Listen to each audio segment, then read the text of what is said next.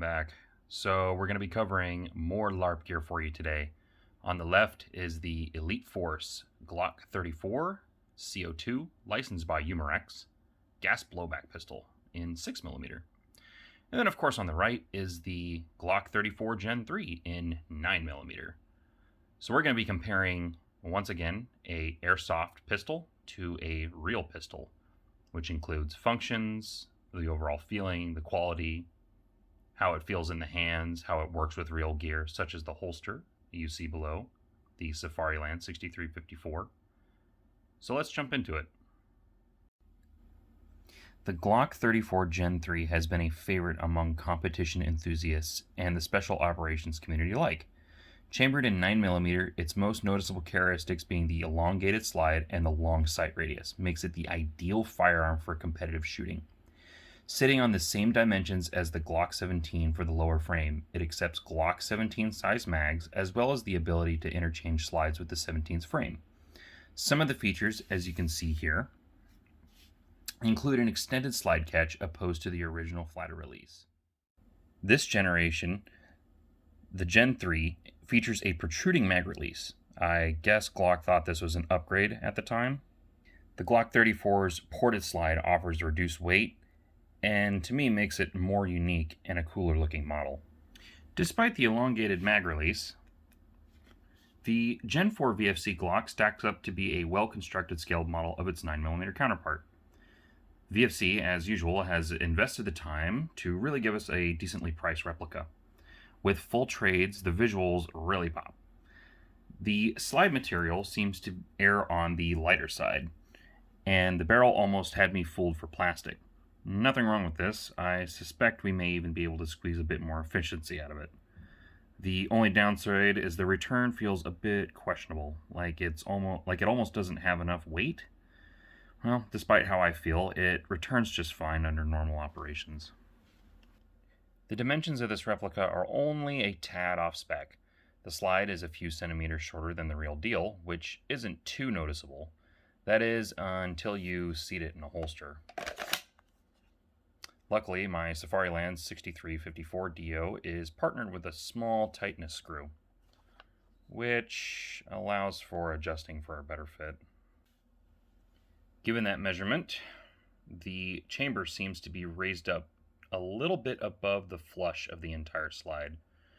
During draw, I noticed it started to shave plastic out of my Safariland. Not a deal breaker, but it's something to be aware of when discussing QC.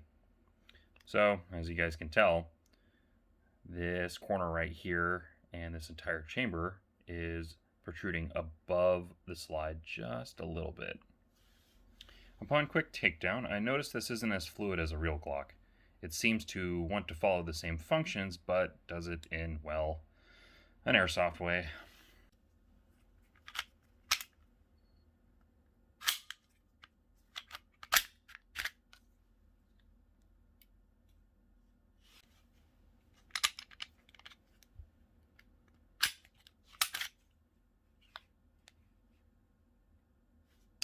Here's my biggest complaint about the entire gun itself. I'm not sure if it's just my particular model, or perhaps this is how the entire Elite Force is designed, but this guide rod and slide spring do not want to seem to be removed. On the real Glock, this is a normal step for maintenance and is quick with disassembly.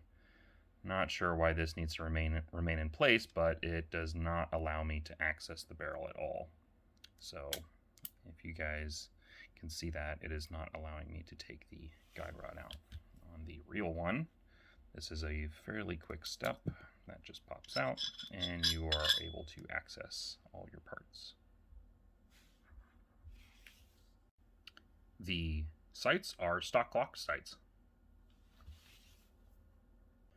The trigger and the trigger reset are above passable compared to other gas blowbacks I've shot in the past. Not as snappy as a plastic slide or a half blowback, but certainly has the capacity to keep up with the same fundamentals I use shooting my real Glock.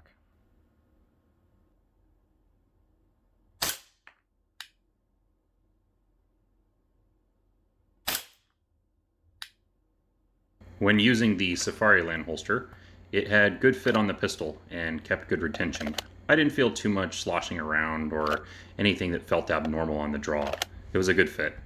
Sorry about the glare. We don't get a lot of sunlight in the Pacific Northwest. Shooting the Glock 34 was snappy, responsive, and it seemed to hold up well to some of my more faster shots, in terms of follow-up, that is. When comparing that to the real deal, everything seemed to flow mechanically, and the only real big difference was the weight. I did notice that the weight did help with the holster management, but that was about it. It was nice to be in an environment where I could finally test out the reset of that trigger. It seemed to be responsive and scaled down just a bit lighter than the actual Glock itself. I quite enjoyed it. I usually never bother with slow-mo, but I felt it was kind of important to at least get somewhat of a representation when comparing a real firearm to a BB gun. So for your enjoyment, here's some slow motion of the Elite Force. And as you can see, it's more or less rather comparable to a 22. And for the real 34, as you can see, the holster retention is just a little bit easier to manipulate with the given weight and not having the chamber be protruding. Overall, the Elite Force Glock 34 CO2 was fun to compare, snappy, responsive, and well scalable in the hands. The CO2 really gave me the confidence against the outside temperatures. I recommend it to my fellow LARPers.